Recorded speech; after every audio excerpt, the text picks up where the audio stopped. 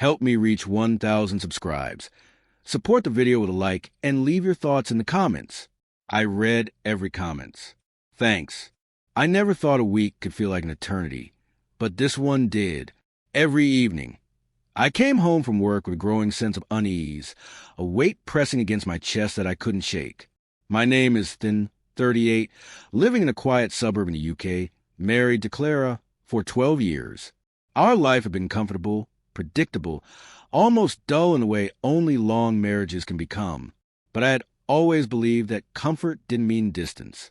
That belief, I discovered, was wrong. It started a week ago without warning. Clara had been distant for months, disappearing into work or spending late nights out with friends, always insisting there was nothing to worry about. I had wanted to trust her, told myself she needed space and respected it. But there's a point when respect stops being patience and starts feeling like ignorance. I reached that point last Tuesday. I remember the night clearly. I came home early, hoping for a quiet dinner together, maybe even a laugh over something silly on the TV. The house was darker than usual, silent except for the soft hum of the refrigerator. I called her name, but no reply. The living room smelled faintly of her perfume, mingled with the earthy scent of rain outside. That's when I noticed the small details. The faint light under the kitchen door, the clinking of glasses, laughter that didn't sound like hers. My heart sank. I crept closer, careful not to make a sound, and when I opened the door, I froze. There she was, Clara, sitting on the couch with John, her friend from work, someone I had trusted, someone I consider harmless. But what I saw wasn't harmless. Clara leaned in, and before I fully understood what was happening, their lips met. A kiss, not a peck, not playful. A kiss that made every year of trust, loyalty, and shared history feel like fragile glass shattering my hands. I couldn't move, couldn't breathe, couldn't even think.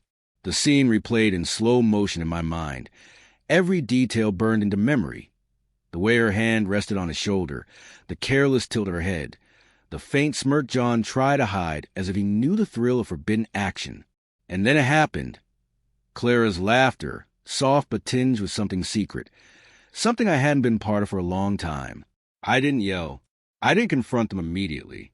My body was frozen, a mix of fury and disbelief, my mind scrambling for a way to process this betrayal. All I could feel was a slow crawl of rage and heartbreak, a poisonous blend that made my chest ache. A week of pretending everything was normal had been one thing, but this unveiled a truth I could no longer ignore. For the next few days, I watched her carefully, noticing every small detail, every subtle behavior, the texts she hid, the sudden disappearances, the lingering glances at her phone. I didn't ask questions, not yet.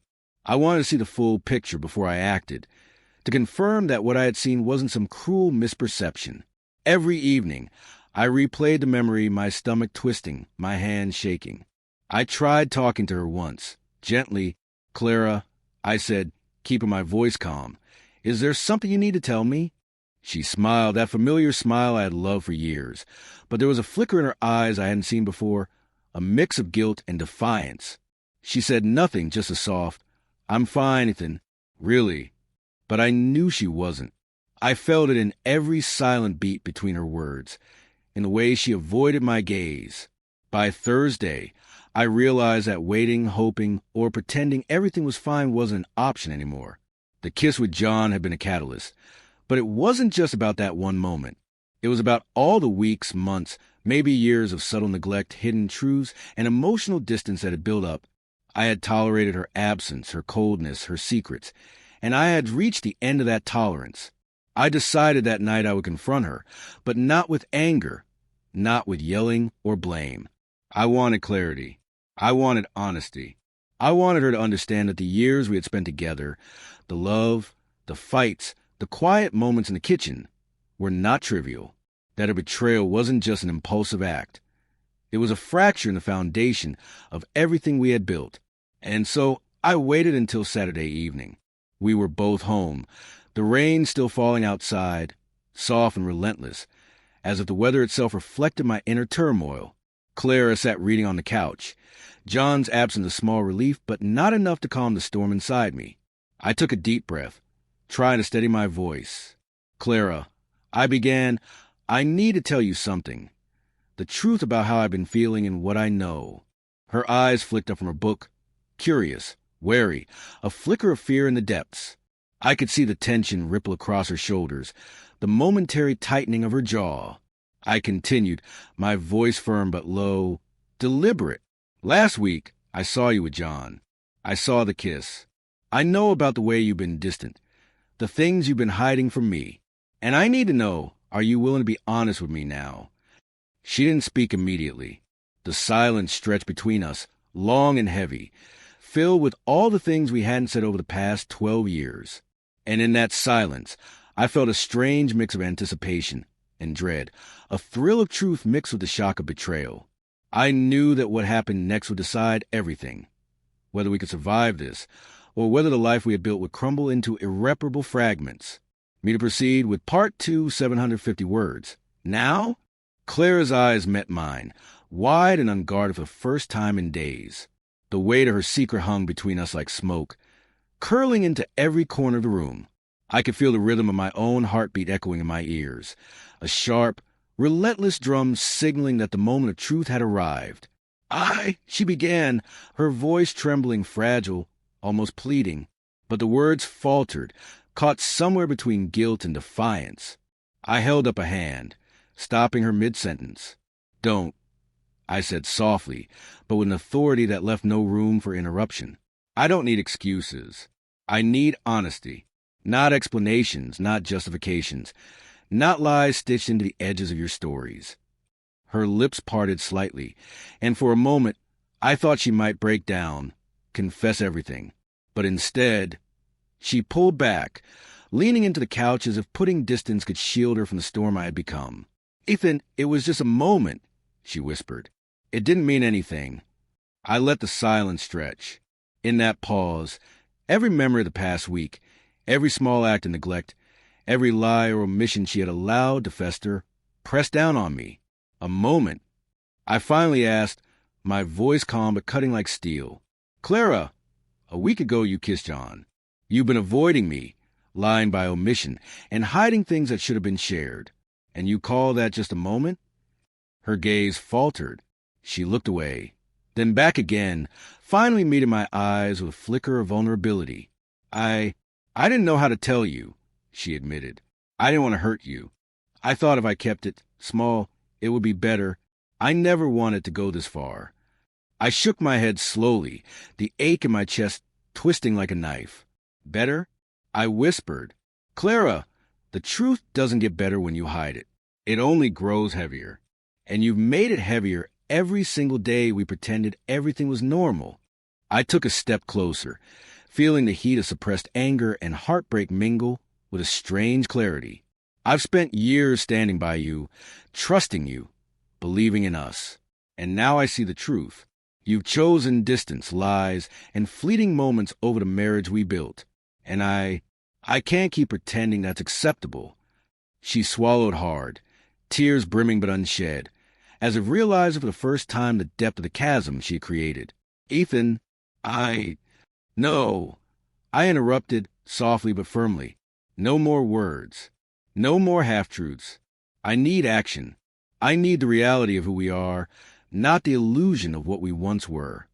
Her shoulders slumped. The fight drained from her, replaced by a quiet that was almost unbearable. For the first time, the house felt truly silent. Not peaceful, but empty, heavy with the weight of truths long ignored. And in that silence, I felt something shift inside me. Not anger, not despair, but clarity. I realized then that I had spent too long trying to preserve something that was already fractured beyond repair. Love, trust, respect. These were not just words. They were the foundations of any relationship. And those foundations had been quietly eroded by choices she had made, and by the lies we told ourselves to keep pretending everything was fine. I can't do this anymore, Clara, I said, my voice steady. I can't love someone who doesn't want to be loved. I can't fight for a marriage where only one of us is in the battle. She remained silent, the reality settling over her like a cold shadow. I packed a small bag, items I would need for the night, clothes, my laptop, My phone. I left it by the door, each movement deliberate, calm, the opposite of the chaos I felt inside. I didn't yell. I didn't slam anything. I simply moved with clarity that only comes when all illusions finally shatter. Clara watched, a mix of fear and regret etched across her features. I could see that she understood, perhaps too late, the magnitude of her choices. And as I slipped on my coat and opened the door, I took one last look at the woman I had loved for more than a decade, not with longing, not with bitterness, but with the quiet acknowledgement that the life we had shared was now irretrievably over. The rain had stopped, leaving the streets slick and glistening under the dim glow of the streetlights. I stepped outside, feeling the crisp night air fill my lungs, a sharp contrast to the stifling tension I had left behind. And then I saw him, John, lingering near the end of the street, caught between curiosity and guilt. Our eyes met briefly. I didn't speak. I didn't move toward him. He understood without words that this wasn't his victory. This was the end. I walked to my car, my steps echoing on the wet pavement. Every heartbeat felt like a drumbeat of liberation. Not because I was happy. The wound was fresh, raw, and still aching, but because for the first time in years, I was free to act with clarity, with dignity, with purpose. No more illusions. No more half-truths. The path ahead would be uncertain, painful even, but it would be mine to navigate on my own terms. I started the engine, feeling the car hum beneath me, and for the first time, I allowed myself a deep, steady breath. The betrayal, the lies, the kiss, the week of distance, all of it was behind me. What lay ahead was unknown, but it was real, and for now, that was enough. As I drove into the night, the streetlights blurred past like streaks of memory, each one fading, leaving a blank canvas in front of me. A life rebuilt from truth, from honesty, from clarity. And for the first time, I felt a strange, bittersweet thrill, the thrill of finally reclaiming myself.